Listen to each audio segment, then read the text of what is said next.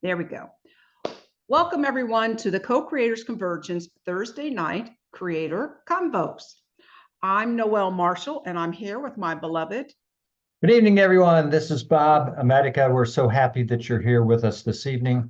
Folks, this might be a little different evening than typical Thursday night conversation, but Marianne Williamson tells us to pray and meditate in the morning and kick ass in the afternoon. And someone is here today that lives that every day of her life in recent times. Thank you so much for sharing time with us today and letting us know what is your gift to the shift in humanity, which is bringing your heart to a very, very sad situation for humanity right here in the very corner of our country. Thank you.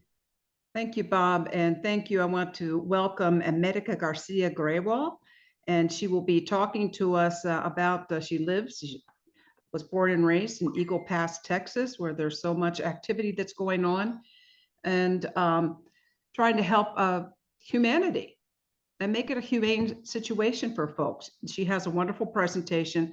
But Amerika, before I give a formal introduction, I'm going to play a little bit about the Co-Creators Convergence, what we have coming up, and then I will turn it over to you. So everyone, please stand by.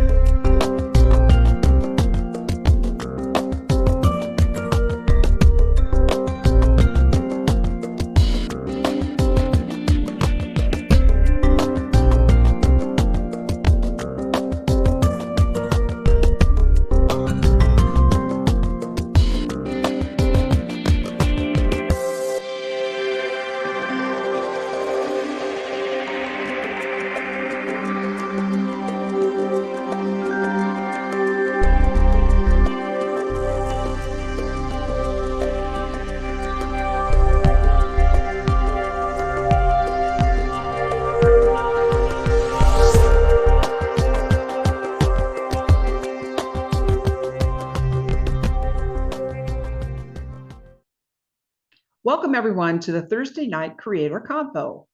I'm Noel Marshall, and I want to tell you a little bit about our guest tonight. Amerika Garcia Grewal grew up in Eagle Pass and has fond memories of canoeing on the Rio Grande with her father, which led to her lifelong love of water and paddling. The 2023 bulldozing of the banks of the Rio Grande and the record-breaking number of people dying while trying to make it to the United States spurred her into action. Her experience of living and working around the world and witnessing different immigration policies and approaches firsthand convinced her that there is a better way to handle border safety than concertina wire and buoys. Now she works to spread the message, beginning with her local city council. And you can learn more about Amerika at bordervigil@gmail.com. So welcome, Amerika. Welcome everyone tonight. Thank you for coming. Thank you so much. My name is Amerika Garcia Grewal, and I'm in Eagle Pass, Texas right now. And I want to share something that was written about Eagle Pass that I think you'll find familiar in some ways and new and horrifying in some other ways.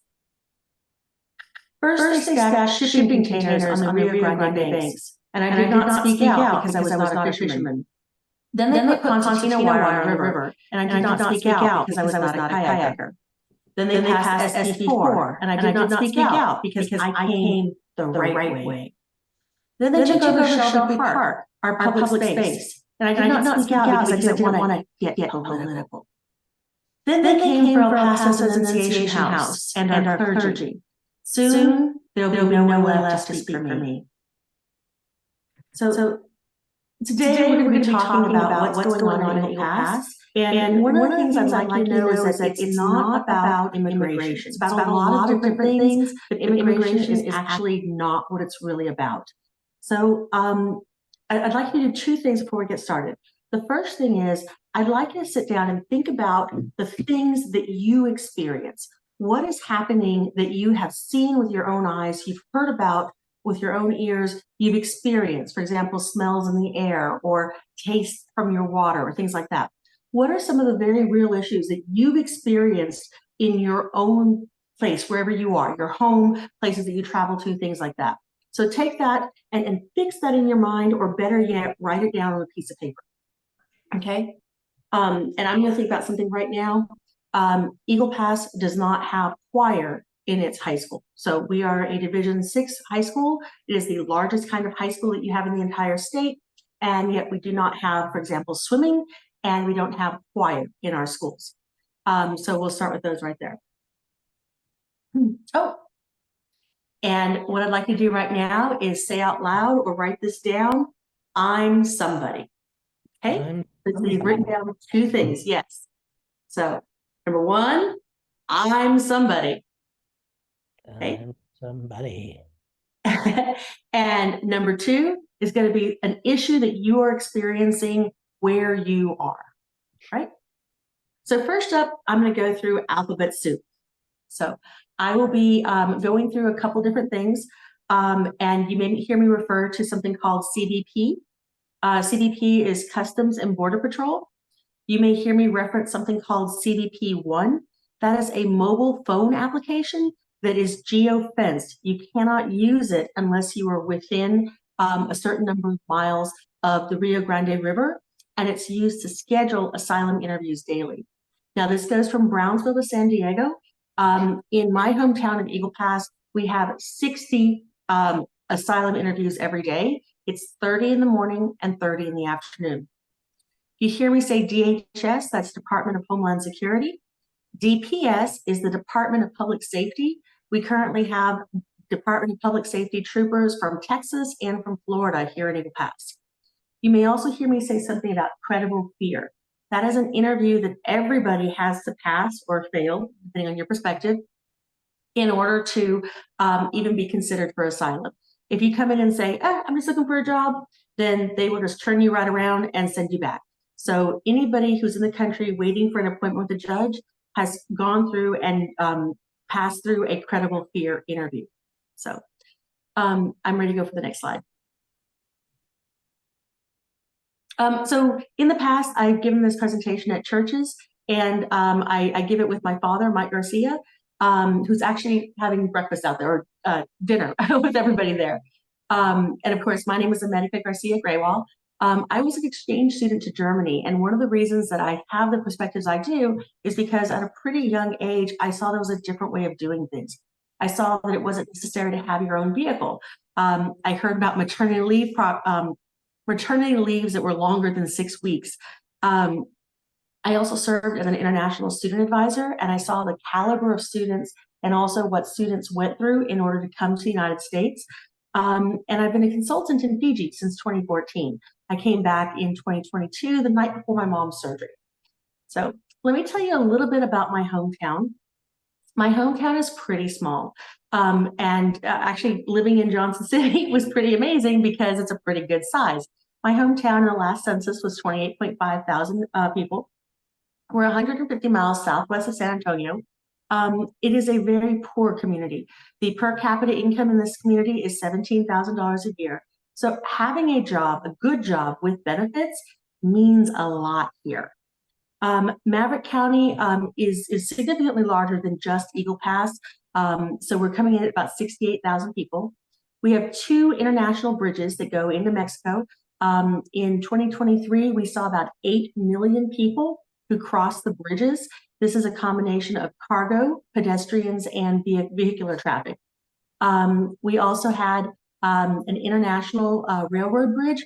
It is the #1 source of railroad cargo into the United States. So if you get stuck behind a train here in Eagle Pass, you're stuck behind a train for a really long time. Now, I mentioned we had 8 million people who come across the bridges. pedestrian, vehicular, and cargo traffic. Of that, in 2023, there were 137,000 immigrant encounters. So the phrase open border is about as ridiculous as it comes to be, because the legal crossings dwarf by no matter how you measure it. It's only a tiny fraction of the number who are coming across the border every single day, because we live and work together. If you take a look at the next slide, I'll talk about the sister cities of Eagle Pass and Piedras Negras. We truly, oh goodness, my high school class, we had a number of students who paid tuition and they went to Eagle Pass High School, so that when they graduated, they would have an Eagle Pass, a United States high school diploma, and then they went to college. But, you know, from my perspective, they were just another student. Their address happened to be on the other side of the bridge. When we were choosing places to go to lunch, you would look at places in the United States and Mexico. Let's go up to the next slide here. It wasn't until 2001 that we were required to have passports to cross the border. So I've got a slide down the bottom corner. It says Eagle Pass 1914, and those are refugees from the Mexican Revolution. And you'll notice they're just coming into Eagle Pass. And that's because the same way that we have a state border between Texas and North Carolina, but you don't really like show your papers every time you cross into North Carolina or into Virginia or into Kentucky. That's what the international border was like for a very long time. And over the years, it's really been racist responses that have caused the border to become more and more shut down until the point we are today. The phrase open border, if you hear someone say that, chances are they're a conservative politician and they're asking you for your money or for your vote or both. 2008 is the first time we saw the phrase open borders. And the fence that you'll see behind the pastor in the center photo, that is a result of that particular phrase there. We had more hate organizations, for example, in North Tennessee during the Obama administration, and there were a lot of things that happened over the years as a result of people not being happy about a Black man in office. And so that 18-foot tall fence that's behind Pastor Julio in the center photo is one of those things. That fence is 2 miles long. It actually only runs through Eagle Pass itself. It does not even run through the entire town. It only runs through a small portion of the town. Other things that we saw in 2017, a child separation policy.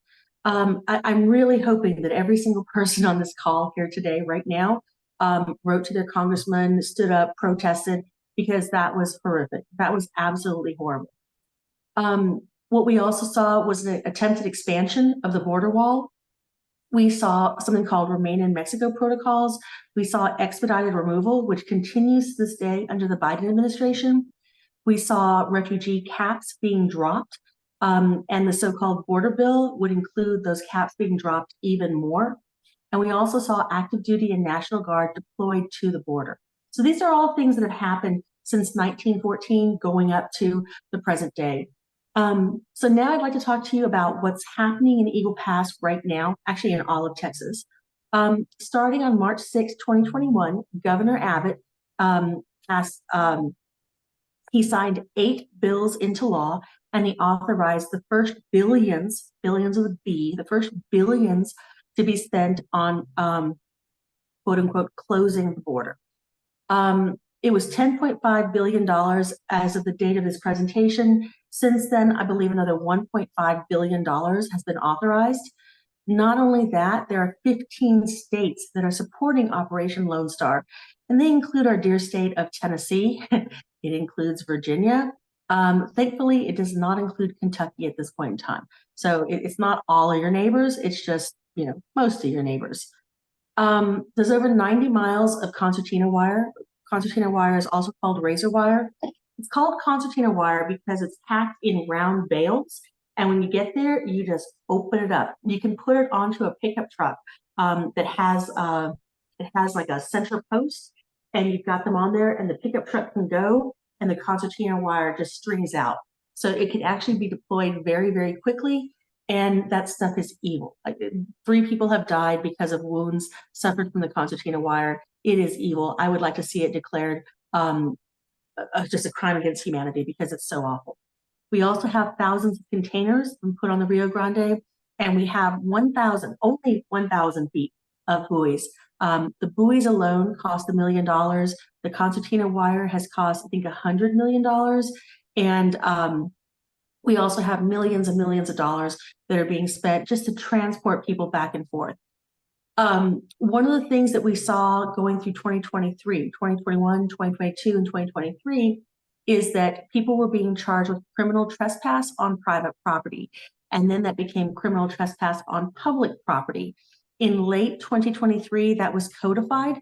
And we're actually painting posters that say no to SB4. SB4 is an illegal entry bill.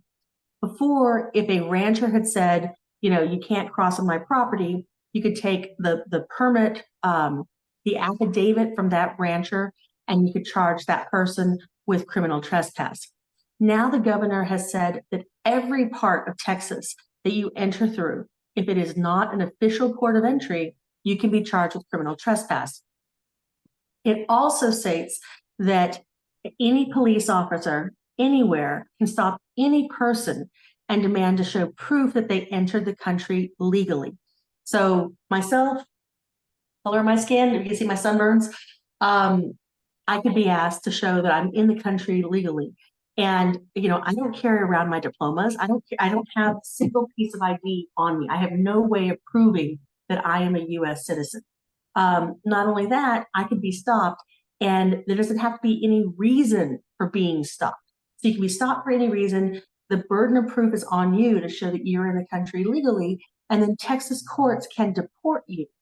And so what we're doing is we're creating a two-tiered system of law that says that these are laws that only non-citizens can run afoul of. A regular citizen can't do it.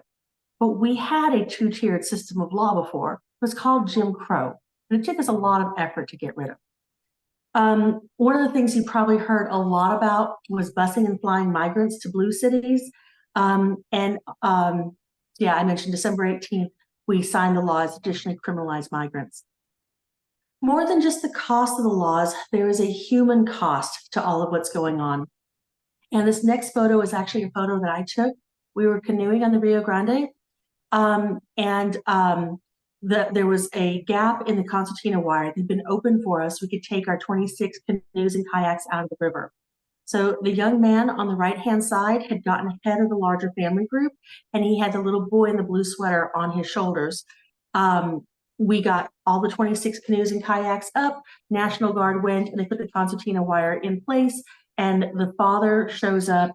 He has another child strapped to his shoulders. And you can actually see his wife in black with another child there below them. We had just gotten out of the water. We'd been on the water for 4 hours.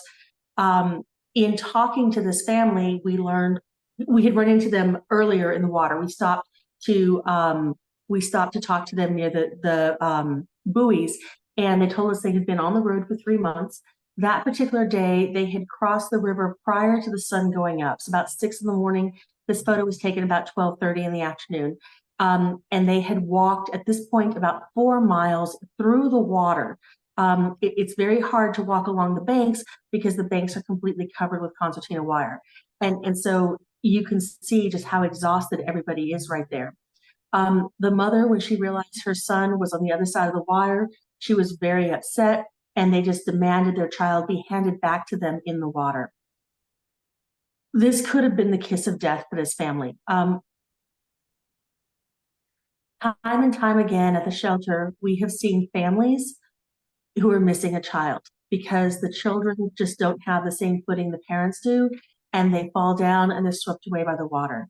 The other thing that we see happen is we see a family member with their child strapped to them. The parents grow exhausted. Many times they've given up foods that their family can eat. And this day here, we were about 115 degrees, and they'd been in the water without food or water since before dawn. And parents just simply become so exhausted, or they fall down and drown. The child who's with them drowns, and sometimes another one drowns as well. Nobody chooses to do this. If you want to travel from point A to point B, if you're choosing, for example, to move to Australia, you're going to fly your family and you're going to have a taxi pick you up at the airport. You're going to go stay at a hotel for your first week while you find yourself a place to live.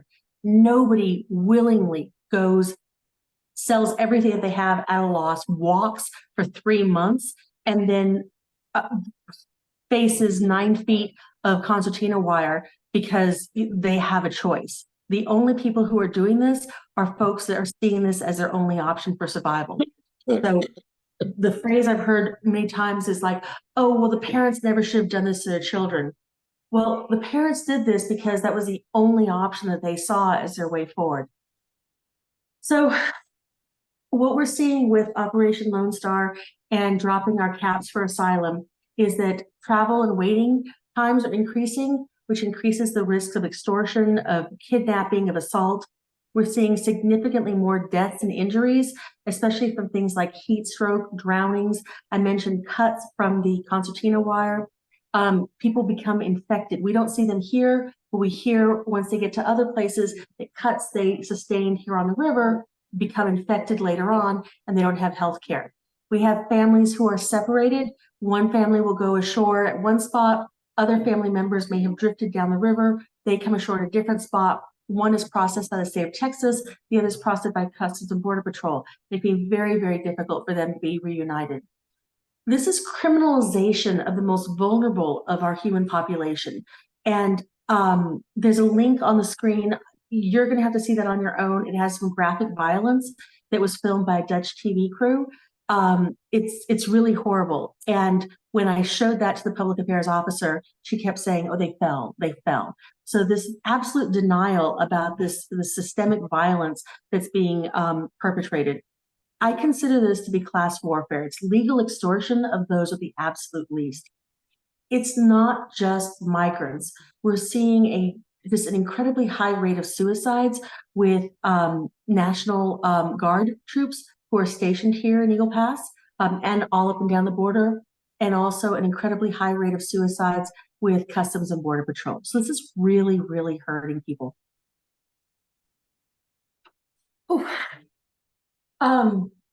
There's financial costs, and sometimes this is one of the ones that people can listen to a lot easier, or they don't disagree with. A lot of Eagle Pass's revenue comes from the bridge tolls. Depending on the size of your vehicle, you'll pay between $5, or if you have an 18-wheeler tractor trailer, you're paying $30 to cross the bridge. And so it's over 50% of the tax revenue, of the revenue that Eagle Pass brings in. We currently in Eagle Pass have a higher cost of living. To rent a property in Eagle Pass is nearly impossible because every single rental property is currently being used for Airbnb because we have so many thousands of law enforcement here. This insisting to say, oh, my family came the right way is forcing mixed families into the shadows. Our clergy members are saying that they are not able to practice their faith because they can no longer minister to the body and the soul. And this is also creating a divided community where people are not mixing and mingling with each other. I know a woman from homeschool who's not a U.S. citizen. She's a white woman, but she's not a U.S. citizen. And she's seen folks say, oh, well, I can't associate with those folks because they're not U.S. citizens. It's another way of being racist. They're saying it's citizenship, but really it's racism right there. We're also seeing very low church rates, but of course that's happening everywhere. So into this setting, we started the Border Vigil in late 2023. It was a community care response. I don't know how many folks were at HVUUC in 2008 when there was a shooting in Nashville. Sorry, these are just big memories here. That night, we immediately held a vigil at HVUUC. And we stood in solidarity with our brothers and sisters from Oak Ridge. It's what we do. We come together to say, I mourn with you, and we didn't sit there and point fingers. We didn't go and say, what the problem, was. We said, we mourn, we are standing together because we have suffered an injury together and we want to heal together. And so that's what the Border Vigil is. we try not, as part of the Border Vigil, we try not to go and point fingers at, what the reason is. I'll do that plenty of other places. But it was a response to the first bodies that were found in the buoy barrier. And it's held monthly in Shelby Park on the boat ramp. One of the things that I wasn't aware of when the first bodies were found was that there had been 853 deaths on the US-Mexico border. In 2022, it was the deadliest land crossing in the world. Now, what's horrible about that number is that the experts tell us that number is only 1/2 to 1/3 of the total number of deaths that actually happened. The Missing Migrant Program is showing over almost 1,500 deaths and disappearances. Some of those disappearances are people who just have lost contact or chose to lose contact. But many of the folks who disappeared are probably dead and their bodies have simply not been found. I need to tell you these numbers are an estimate. Customs and Border Patrol has not reported these numbers to Congress, and so they will not give us any information if we have a public information request, a PIA, or if we do a FOIA request. And their answer is, well, we haven't given an official report to Congress. We can't tell you before we tell Congress. So it's very frustrating that they will tell you to the gram how much they got in drugs, and they will tell you how many gotaways they have, which is, they don't really know how many folks that is really, but they cannot tell us that most essential number, and that is how many people died. And one of the things with our vigil, having it every single month, is there is a much greater awareness of how deadly this is. And also how these are recent numbers. The highest 3 numbers have been from the last 3 years with Operation Lone Star. Not all of the deaths are happening in the river. Some of these are deaths to exposure. Some of these are high-speed vehicle chases, where, it's not a migrant driving the car. It's, a smuggler. Most of the time, it's a US citizen who's taken some extra cash. They get scared and they run at high speed, and there's an accident. It's also, I mentioned the suicides. In this photo, you can see our cross memorial. We put up 700 wooden crosses in Shelby Park, and you can see them there at sunset. It truly was, it was a really powerful sight. I had one woman get very angry at me because her child just had a complete meltdown on the bridge at the thought of that many dead people. And my response to her was like, I'm as horrified as your son is, I'm surprised you're not. So it was a pretty incredible, very powerful movement there. Now, things changed in December 2023. There was a surge, an estimate of 10,000 people that came into the United States in the last 2 weeks of December 2023, mostly Venezuelans, and all of Homeland Security, including air marshals, were deployed to the border to help process asylum seekers and such. We had waits of over 13 hours at our hospital emergency room, and our railroad bridge was closed for about a week. I believe the bridges in Eagle Pass were closed for a total of 38 days. And there was a single lane. You could enter Mexico with no trouble. The lanes going into Mexico were completely open. But to come back into the United States, there was a single lane. It took over 13 hours to leave Mexico, and we had 3 deaths in line, I believe heart attacks and a diabetic coma. So it was pretty intense. December the 28th, our Secretary of State Blinken and Secretary of State Mayorkas went to Mexico, and they met with the President of Mexico. And whatever they did worked, because it was like a water faucet turning off. Suddenly the people in coming into the United States just stopped, like just stopped. We went on January 5th into Mexico to take food in, and we encountered no less than 5 armed forces in Mexico. We had the Mexican Army, we had the Mexican National Guard, we had the SWAT team from the state of Coahuila, and we had like state troopers from the state of Coahuila, and we had the regular police from the city of Piedras Negras. It was absolutely incredible. And to this day, there still remains a fairly large force in Piedras Negras. There are also checkpoints going into Piedras Negras. January the 3rd, we had 64 representatives from the U.S. House of Representatives come, and they're like, there's nobody here. Why is there nobody here? And let's go ahead 2 slides, please. So the emperor had no clothes on, or sorry, the dictator had no clothes on. And so we can go ahead a little bit more. And so he couldn't let that be. He couldn't have his location shoot be taken away from him. And so in the middle of the night on January the 10th, he invaded. They brought in extra troops. And when Customs and Border Patrol left Shelby Park, they closed the gates after them. They spent the day installing gates. At the 10 p.m. shift when Border Patrol left, they would not allow the new shift to go in. And the state of Texas informed the federal government that they now had control of Shelby Park and the federal government could not go in. There's a timeline on the next page you can go through. But the thing is, it's really not about immigration. This has gone to the Supreme Court. The Supreme Court has ruled in favor of the federal government, and still the state of Texas is there. So what this is, and let's go ahead and go to the next slide here.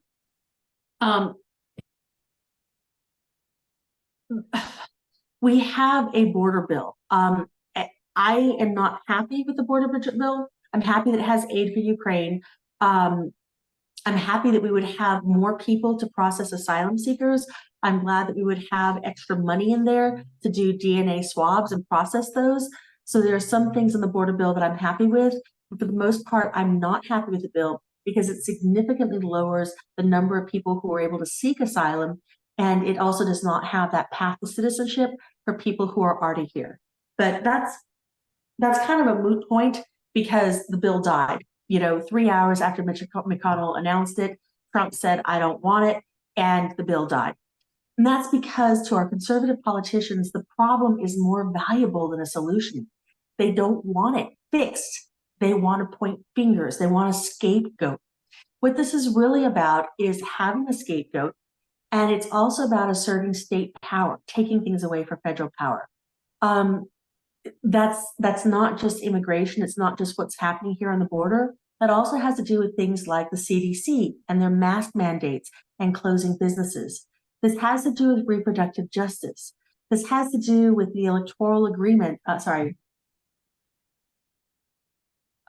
have the wrong name for that, but there's a partnership between 16 states that whoever wins the popular vote in that state gets the electoral college votes. And federal versus state power would change how that works. The governor of the state of Texas has found a pressure point that he's been able to push on, and it has sent cracks through the entire union. Our democracy is fragile. I've lived in a country that had 3 coups. It had a dictator who had been democratically elected. And I saw how the rule of law can be wielded against people when the people breaking the laws are also the ones who are writing the laws, because they just go and retroactively write a new law that makes what they did, quote unquote, legal. I'm seeing this as class warfare, and I see us as blaming the victims. I see people telling us, well, they're overloading our schools. We have classrooms that have 45, 50 children in there. And I'm like, wait a second, didn't we have a conversation a year ago about how your state funding was all messed up for education and you already had overcrowded schools? I've heard this conversation in Colorado about how there's no affordable housing because they're putting migrants into the housing for homeless. And so, US citizens are on the street. And I'm like, no, wait, I remember this one. I was in Colorado and we talked about the issue with affordable housing already. So we're blaming migrants for the problems that the United States already had. And so instead of looking at this like tracer ink, spreading out through the entire United States and showing us where our social support network, where a safety net has holes, where it has problems, instead of looking at this and identifying them and patching them, we're pointing at the people who have the fewest choices. We're blaming the victims of world circumstances for problems that we already have. And instead of fixing them, we're demonizing them. The laws around this are criminalizing race and poverty. We're also disenfranchising voters, and we're not fixing the cracks in our country and our safety net. The other thing I really want to emphasize is I spent 8 years living in the South Pacific. Nearly everybody that I was close to in the South Pacific has now emigrated. They have moved to Australia, they've moved to New Zealand, they've moved to Japan, they've moved to China, they've moved to Europe, they've moved to the United States. We lived through 200-year storms, you know? Twice they said, oh, this is the strongest storm that ever hits. And this year, 2024, oh, this is going to be a big storm year.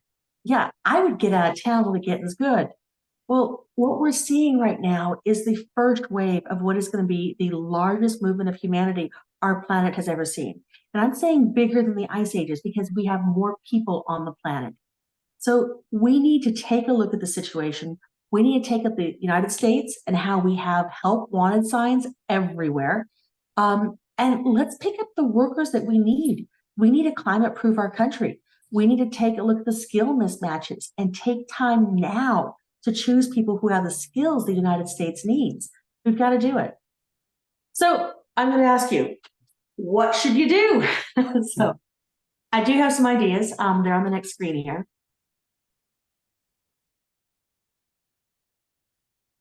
All right. Remember we started out, we said somebody ought to do something. Well, I'm somebody, right? I want you to take a look at what the very real issues are in your neighborhood, the issues that you wrote down on that piece of paper right there with you. Those are the issues that politicians are trying to distract you from whenever they talk about migrants, okay? So whenever you hear something about border crisis, immigration crisis, anything else, be like, aha, I caught the magician, I caught the sleight of hand, they're saying this, but I wrote down what the real issues are where I live. And somebody ought to do something, and I'm somebody. Yeah. I need you to get to say, I'm going to take action. I saw in the chat that we had somebody who had gone and marched. This is the kind of thing you've got to do. You need to educate yourself about the history and diversity of immigration and of religion in the United States. Find a local organization. We had 2 convoys come through here. We had Trump come through here on February 29th, and we looked at the people downtown like, who are these people? They're coming from other places, which means that hate is building up in other places. Right now, you need to be building interfaith coalitions. You need to be finding out who is like-minded, who wants to march with you, who will come to church on a Thursday night and paint posters with you. You need to start working on things today, right now, because Trump has vowed that he is going to deport every single person who was not born in the United States, and that includes naturalized citizens. So if you love your neighbor, you've got to be working on these things. So please build these partnerships, show up to support your partners, because you're somebody. We depend on you. So actually, if we can go ahead 2 more slides, you'll see my contact details.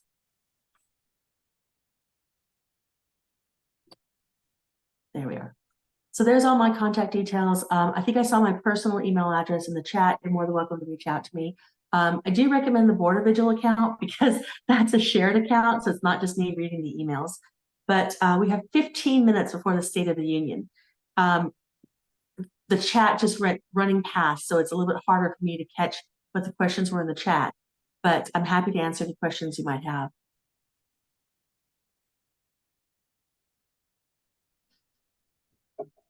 Okay, thank you. Okay, Sheila, go ahead. I'm going to spotlight you. Hold on just one moment, please. There you go. Amerika, thank you for everything you're doing. I want you to run for office. My gosh, you speak so well. I was a march director for Houston Women March On. We were the Women's March. And so we did a lot of activism for 4 years, and I was worn out. But gosh, I hope I don't have to go do it again at that level. But one of the things that was happening during those years was a lot of people were going to help at the border, sending clothing, food, etc. What groups are the most effective at helping children in cages. I mean, the things we saw Yeah. were horrifying. So we have some groups like the Young Group, the Young Center, who actually are in the shelters and are making sure that children are being well taken care of. Is it J-U-N-G like young? Y-O-U-N-D. Y-O-U-N-D. Yes. Yeah. Alexis Bay is actually who I work with. We've got a situation, something that's going on here. This is something where I can talk so much about other things. We have a situation, we've got a young lady whose parents were killed November 18th. And she has been in Customs and Border Patrol custody since November 18th because the backlog to identify bodies is so long. It could be 3 to 5 years before her mother is officially identified. And she's not an orphan until a death certificate is issued for her mother.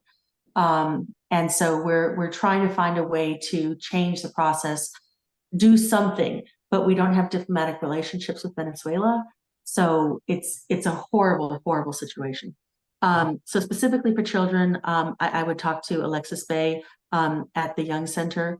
Here in Eagle Pass, we have Mission Border Hope. I'm currently on the grounds of Iglesia Luterana San Lucas, but Eagle Pass Frontera Ministries, I think if you type that into Facebook, they also help migrants here who are here in the area. Thank you. Mm-hmm. Any other questions, comments for Amerika? You can just unmute and Did I see Red Clover's hand up, or maybe just momentarily? okay, she can turn on. All right. Red Clover says she agrees with Sheila, needs your voice in office. Brilliant. Oh, see, one of the things I learned with the Board of Vigil is that if I say anything for or against any politician, half the people tune out. So, but with the Vigil, I'm not pointing fingers at anybody. I'm saying we have too many people dying. You agree with me. And so we can start there. We can start there and work on acknowledging that we have an issue and build from there.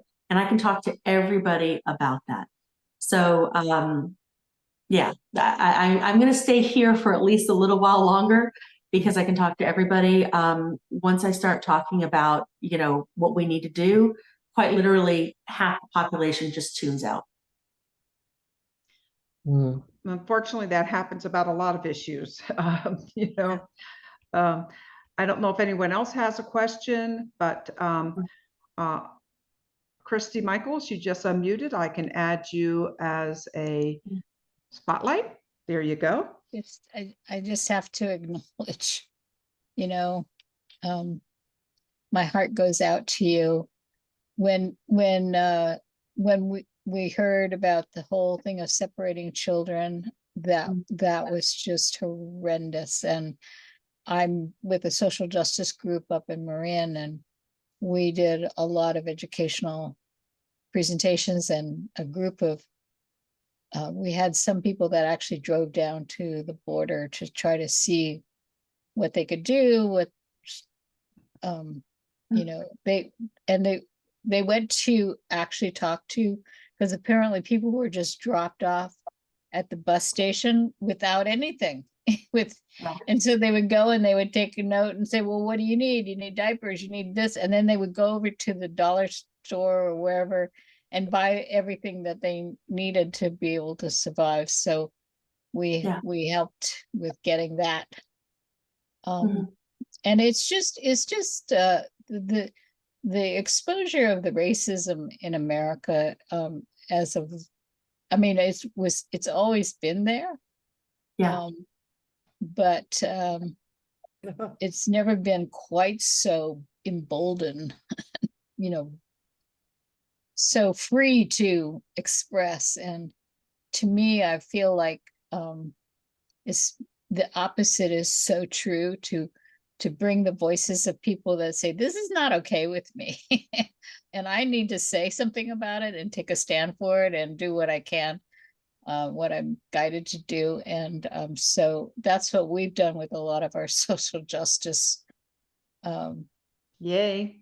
meetings and whatnot, is bring that voice, you know. Mhm. And I find that what happens is kind of like people who are timid and they're scared to talk to their relatives, because they have the strategy that has been very effective is that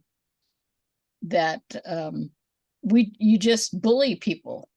Yeah. And then the bullying causes the person to, but this is a family member I love, and now we just can't talk politics, and so they give up talking, and of course it does not help. So I created a YouTube video about how to talk to your Trump supporting relatives and friends, and I laid out the strategy about the use of compassionate communication, which is first you get a heart connection going.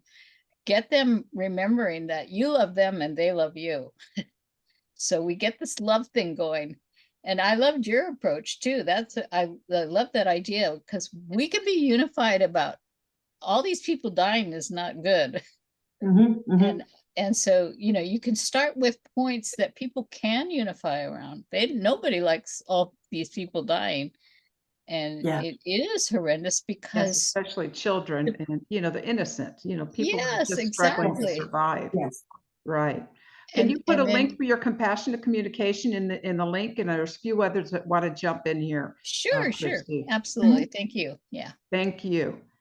And all right, I do have a quick question too.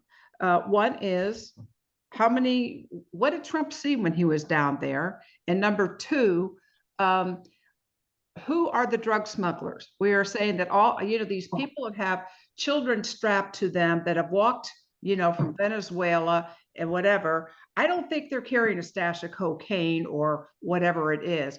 What's going on? Why, you know, just explain about the drug issue, if you would, please. Okay, yeah. So the majority of the drugs that come into the United States come in through a port of entry. And we've actually had some jaw-dropping amounts of drugs that have been seized here in Eagle Pass in recent days. They are nearly always brought by U.S. citizens. And so the drug coming into the United States are not done by migrants who are seeking asylum.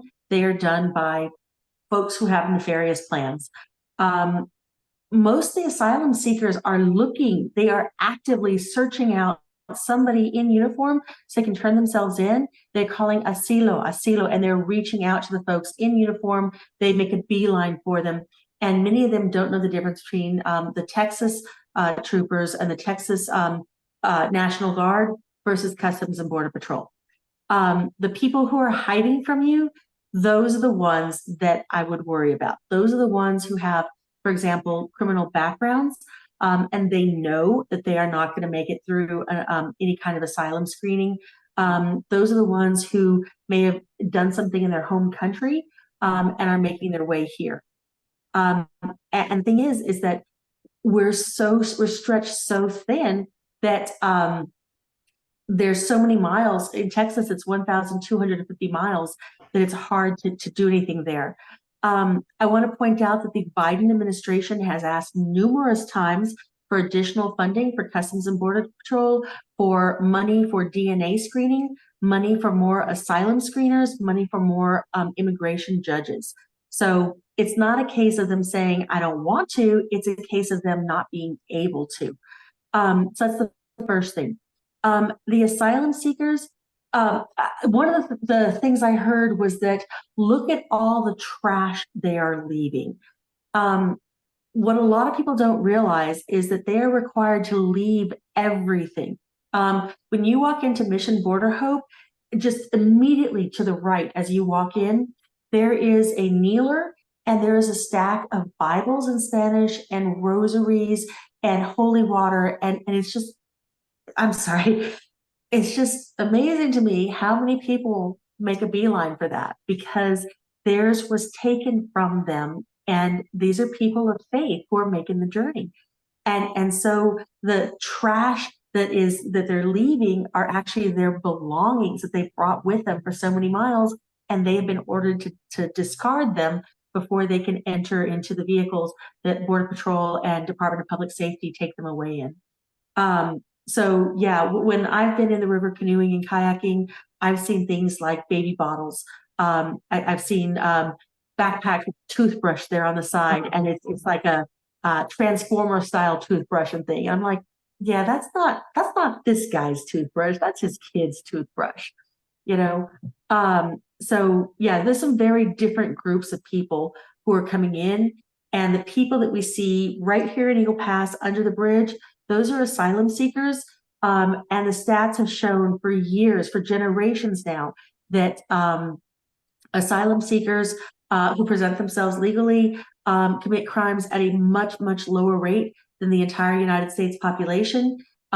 Everybody, all immigrants in the United States, regardless how they can, commit crimes at a lower rate than the rest of the United States population. So really, I'd be worried about those Americans if I were you. Yeah, we don't want to look in the mirror. We have the privilege, the American exceptionalism, that we don't have to look in the mirror, right? And what happened the day February 29th when Trump and his band of followers arrived? I know you also went through the trucks that came down there before that. And we had two were convoys the borders, were there thousands of people there? Or was it we're getting invasion? What, give us a reality on that. On January 20th was kind of a non-event. I was told by a reporter on the campaign trail about it. So we contacted, my dad called a coach, gave him the number for the superintendent. We were on the phone with the superintendent of schools within minutes after we'd heard about it. The school district responded by closing everything on Saturday, January the 20th, and they had their police force check every single campus, so they couldn't meet there.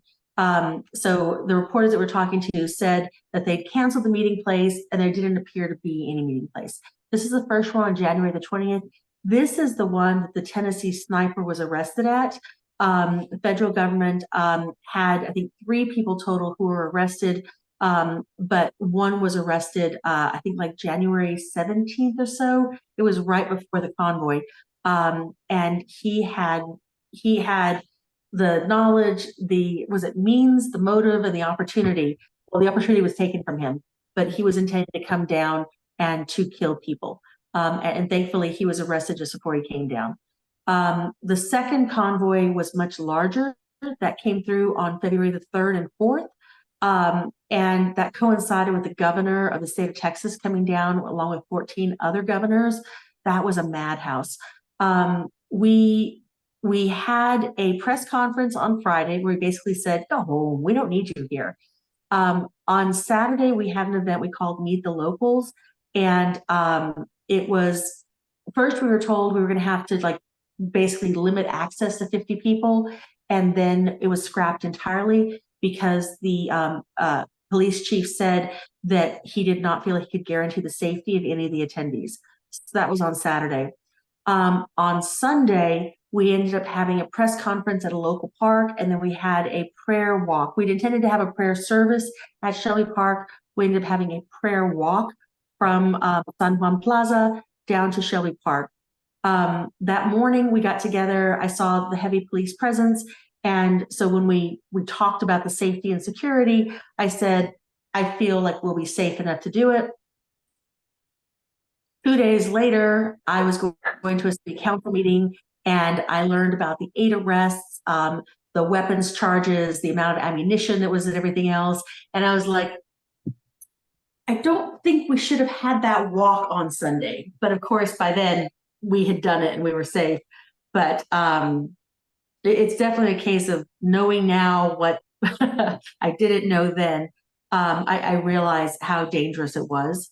Thankfully, I should actually add this to my presentation. On Monday, after everybody left, the Eagle Pass police chief put up this list. It was like an 8.5 by 11 sheet of paper, and it was a list of every single local county and every constable, every single person, law enforcement officer in 6 counties who all showed up. We had tribal police. We had everybody here.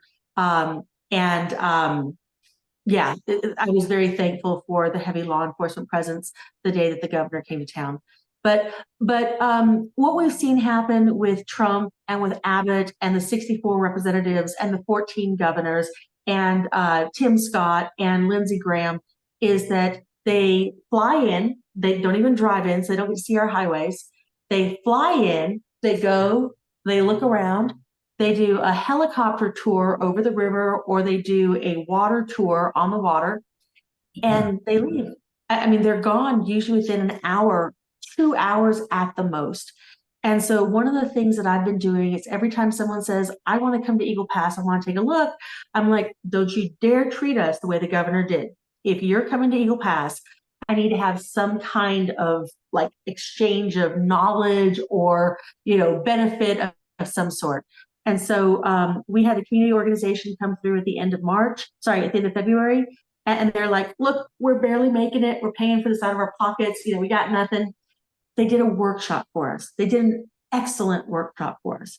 So they didn't bring any money, but they were here for 3 days. They went to Mexico. They visited our churches and they shared their knowledge with us.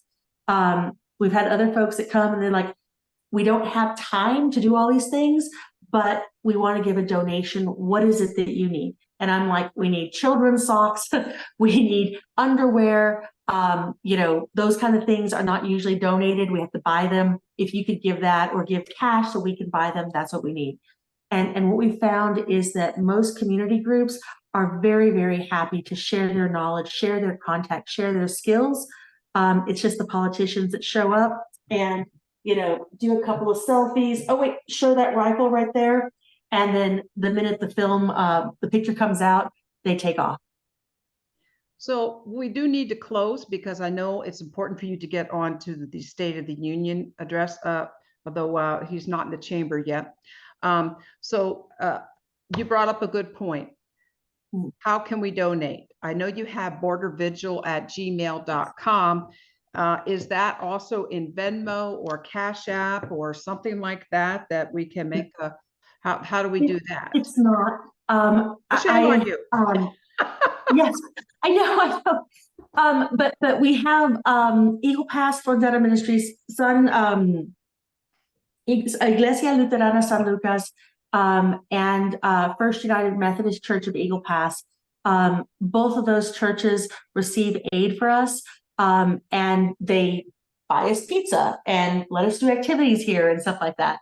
So I will try and drop those links in here as fast as I possibly can. So yeah. Do you have a Cash App or a Venmo account or a PayPal? I personally have Zella. I personally have Zella. I know that there is a donate screen. Noel, I'm dropping this for you. Is in there. Sorry?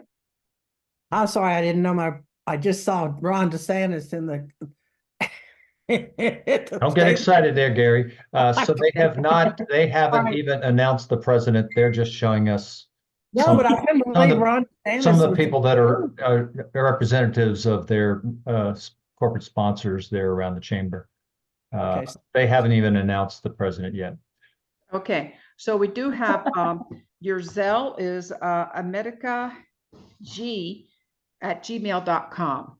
So Yes. Zelle goes through your bank, and then Yes. amerikag@gmail.com. Now, did you want us to have that more public than the people that are on the call tonight, or would you rather someplace else? When Noel will edit this video, she'll put something at the end, but you might not want it to be your personal Zelle. Yeah, right now that's the only one I've got. But I dropped in the links for Eagle Pass Frontera Ministries. I know that they have a donate link, and also Mission Border Hope has a link there for donate as well. Mission Border Hope is tied to First United Methodist Church. So they're not the same entity, but they're the same people. And Eagle Pass Frontera Ministries is tied to Iglesia Luterana San Lucas. So Noel, you have all of these, or Bob, whichever one of you wants to use those. And I will see about getting better Cash App, PayPal, those kinds of links. So yeah, I have to laugh because I see, I think, did I type that wrong? Yeah, it's like Mission Border Hope. I spelled it wrong.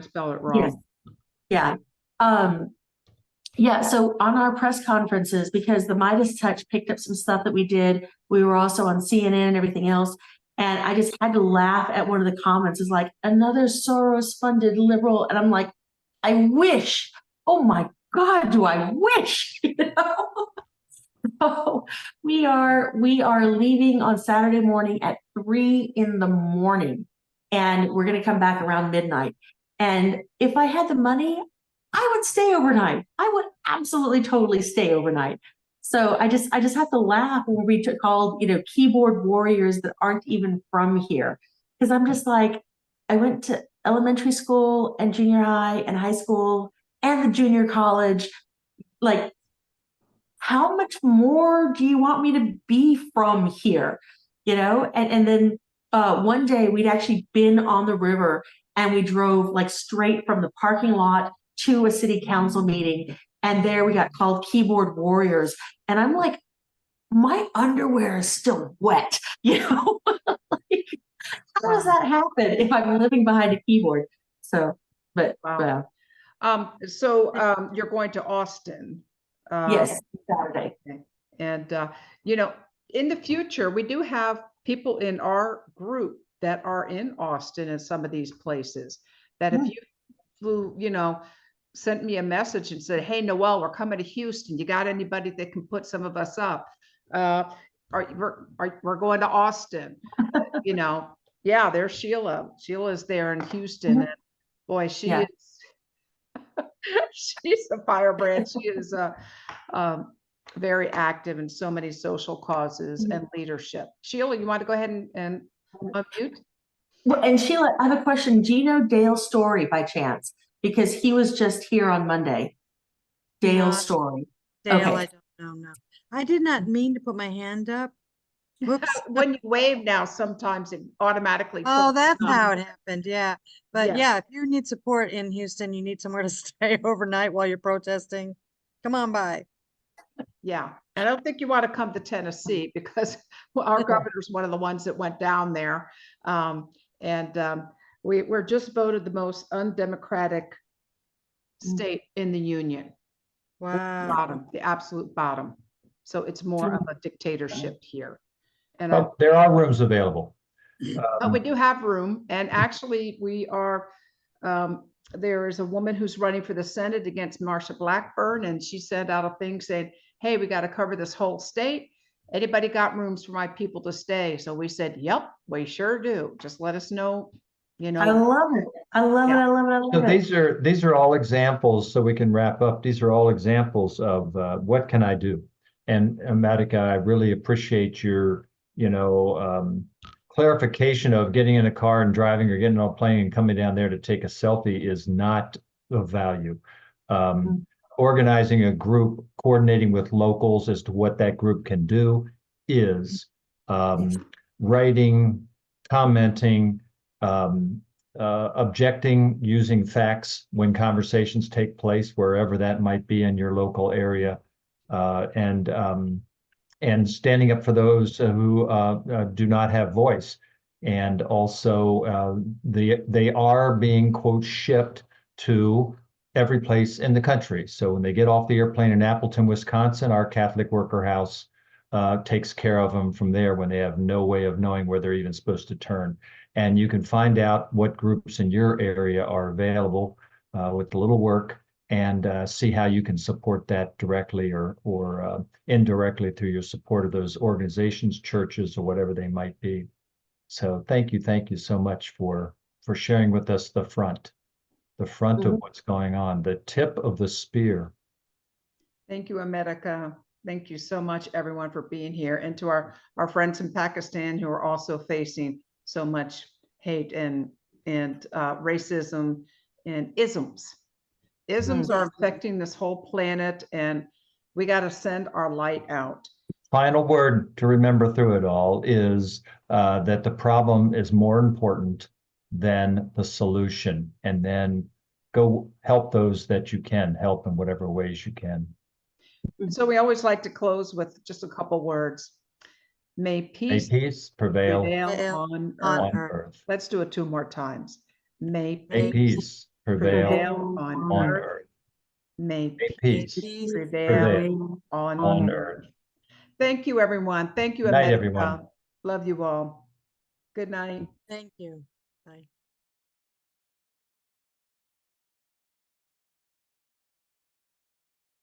Okay, give us a tour. Yes, so we are at Iglesia Luterana San Lucas, and I'm going to just very briefly introduce you. So this is Pastor Julio. So Pastor. hey, Hi, Pastor. and Emma Espina from Eagle Pass Frontera Ministries. Yes. Ah, Great. wonderful. Gracias. And we're coming now into the church. Uh-huh. Um, Oh, and we've got a multi-purpose stuff going here. So we've got some posters being made over here. mhm. We're going to be going to Austin for a rally. So we got some more posters being made over here. Oh, yay. Hi, And folks. then Thank we you. have the most important part of every rally, every event, and that's the free food. So I'll have the vegetarian. yeah. So you can see we've got posters. Oh, Yeah. wonderful. So, Wonderful. cool. So that is where you find me.